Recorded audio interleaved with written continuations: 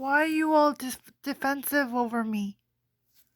Have you ever hit you or make you uncomfortable?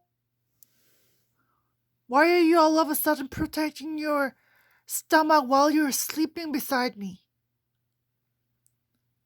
You're not comfortable. You're not 100% comfortable and you're skeptical of me. I might go over all over you or.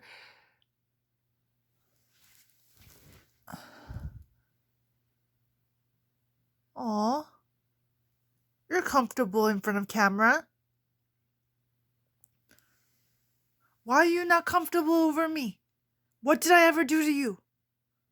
All I did was throw a potato at you when you were lightly when you were about to scratch me.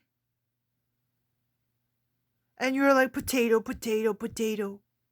Make me think of that. Darn it.